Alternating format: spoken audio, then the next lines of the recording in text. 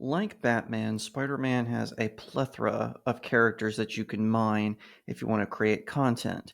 However, what Hollywood is quickly learning is those characters separated from their source, i.e., Batman or Spider-Man, that it is really difficult to make a film based on that.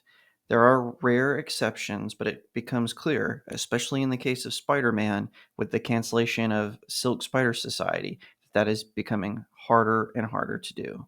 'Cause I've been living life right like I could just die any minute. Going for a ride down the side. Hi everyone, my name is Jacob Berry. Welcome to the StudioJake vidcast where I talk about all things pop culture. Be sure to like, share, subscribe, ring the little bell so you get notifications. And if you're watching on YouTube, consider becoming a channel member. You get all kinds of perks like exclusive videos, which I am working on a few. You'll get access to all kinds of other things. So please consider signing up through one of my four tiers. Would really appreciate it because you can send me stickers and super chats everywhere and everything in between. If you don't want to support me on big tech, then head on over to my locals page. The link is in the description.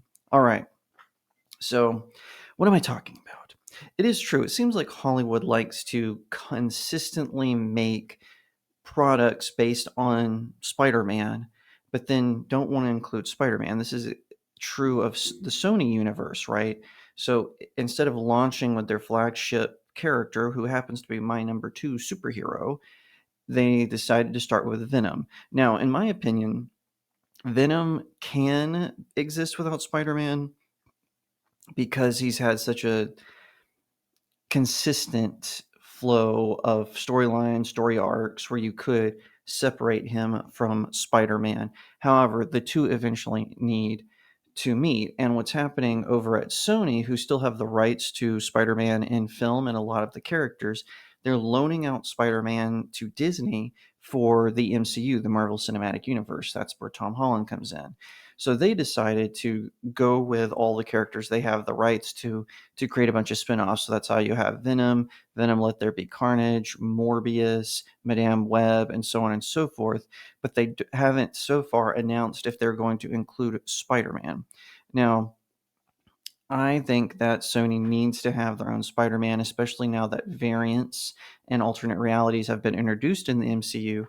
They could introduce their own Spider-Man. They could bring back Andrew Garfield or Tobey Maguire, or introduce Tom Holland as their Spider-Man. Whatever the case, they need to do something because, as we see with Madame Web, every time they try to do something, it falls apart. Whoever is in charge of their Spider-Man franchise is handling it very, very poorly, and that's a shame. And no better example of this is Silk Spider Society being canceled. So this is from Yahoo News Canada. At its upfront presentation this week, Amazon announced a green light for Noir based on the Marvel comic, with Nicolas Cage set to star. Noir was to be the second in a suite of live-action Spider-Man universe series for MGM Plus and Prime Video. However, there was no mention at the upfront of the first Silk Spider Society. That is because that series, which has been in the works for about 5 years and green-lighted for two, is not moving forward. I heard the final decision was made a few days ago. The project's showrunner, well-regarded Walking Dead alum Angela Kang, remains under an overall deal at Amazon MGM Studios, where she will work on other projects. Amazon's commitment to the suite of live-action series based on the Sony Pictures universe of 900 Spider-Man and co-Marvel characters also remains in place. Rights to the Silk's character, created by Dan Slott and Humberto, reverted back to lead studio Sony Pictures Television, which is looking to shop the series to other buyers. Accounts of what led to the dismissal vary. Some of the reasons likely lie in the show's tortured development history. So, for those of you unaware, Silk is a character named Cindy Moon. She is Korean, I believe, in the comics, and she was bitten by the same spider that bit Peter Parker on the same day. Her powers manifested a little differently. Now, if I was to pin it down, she's actually one of my favorite Spider Women. So there's been four Spider Women. All of them have different names now, I believe. I think Jessica Drew is still the main Spider woman, if I'm not mistaken. I could be wrong about that. I can't remember. But when I was growing up, it was Julia Carpenter was Spider Woman, and now I think she's known as Arachna. And Silk came along later. Now, since that time, they've introduced a whole bunch of other ones, like Spider Gwen, known as Ghost Spider. She has been seen in Spider Man Into the SpiderVerse.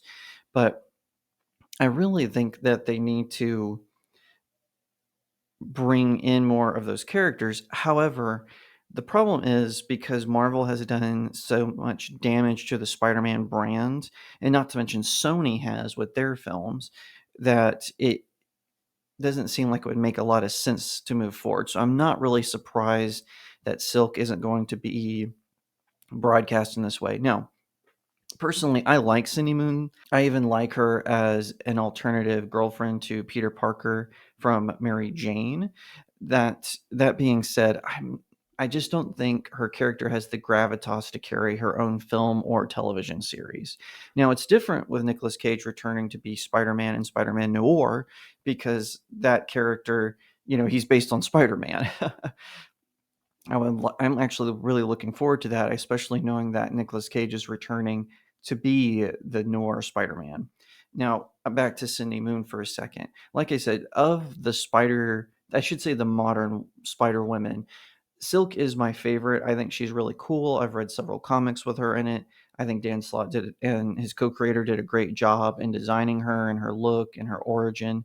Normally, I don't like characters presented in that way, but I do think they did a good enough job that Cindy Moon is a character that stands on her own. Now, Dan Slott is a jerk. He blocks anyone who disagrees with him about politics or even comic books. So, I'm not saying I like that guy in general, but he is a decent artist. But back to Cindy Moon for a second. I really liked her appearance in Spider-Man Fake Red, which is a manga spin-off of Spider-Man, and it's leaps and bounds better than anything Marvel Comics has produced in years. So if you want to know about the character and at least get a something, but you don't want to really support modern Marvel, I don't blame you, but definitely pick up Spider-Man Fake Red. She's a minor character now, but you do get a sense of who she is, what her capabilities are, and whatnot.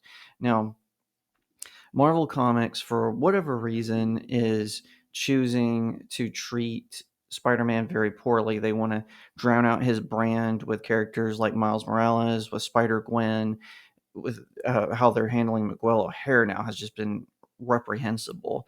But I do think that this sort of mining it without the source material doesn't make sense.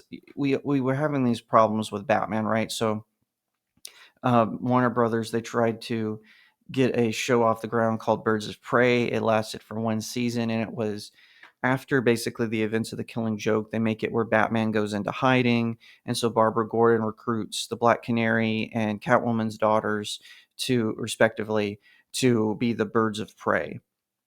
And not a bad concept, but why didn't it have Batman in it? It didn't make sense that Batman was not a character in that. They made it where he was depressed and he went off because, of what happened to Barbara. And in this story's timeline, Selena Kyle gets murdered. So him and the Joker are off. They mentioned that Joker's no longer in Gotham. They've jailed him far away. They don't say where. Everyone assumed it was the Supermax, but wherever it was, he wasn't a character except in the pilot and in the little intro they did. And then Batman, like I said, wasn't a character. They should have made Batman a character. Like this is him, rebuilding the Batman family after the events. But no, they didn't want to do that. And so that show failed miserably. And I honestly feel that Silk Spider Society would have done the same. Eventually, people know these characters are connected to Spider Man. So you have to connect them to Spider Man. It doesn't make sense that they're distant and whatnot. Now, however it goes in the future, Sony needs to make a decision with this because they're doing so many villain spin-offs. It doesn't make a good connection, and they need to realize that. They need to introduce their Spider-Man, whether it be in Venom 3 or if they're ever going to do that Sinister Six movie we keep hearing about, because otherwise they're going to have to do Venom versus the Sinister Six, and I don't think they want to do that. So far, they've introduced Morbius, Craven, Vulture, Venom, which, by the way, Morbius has never been a member of the Sinister Six, so I don't know why they did that, but we've got 2 more villains to go, bottom line, and maybe we'll see what happens with that. But right now, Sony, you need to find someone better to lead your Spider-Man universe. 'Cause I've been living life